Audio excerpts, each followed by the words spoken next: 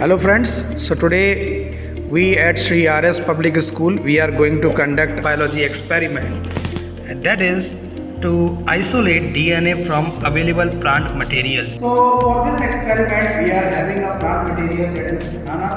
So first of all we are going to peel out this banana and we are going to take a very small part of banana with the help of a knife.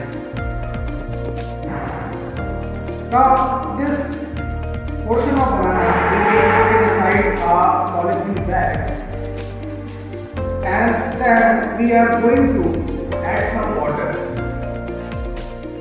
So we have to very gently press this banana sample so that the cells which are present in the banana, they get separated from each other.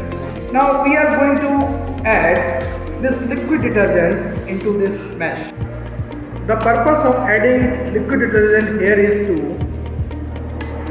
break the cell membrane and nucleus wall. As we know that cell membrane and nuclear membrane are made up of lipids and protein. So this liquid detergent is very helpful in breaking these walls. So slowly and gently we have to mix this liquid detergent.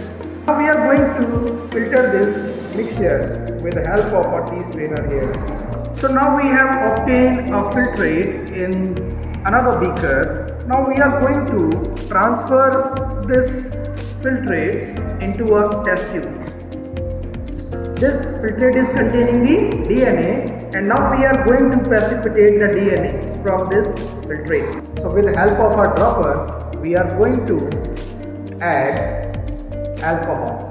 For this, always remember that the test tube containing the filtrate should always be tilted, and then drop wise we are going to pour the alcohol. So finally we have precipitated our DNA. This whitish portion you are able to see here, this is the DNA clumps. We can spool out our DNA material. This whitish portion is actually the DNA of the banana. So this is the genetic material of all the living organism. So student, I want you to see the DNA one by one and pass it to the other student.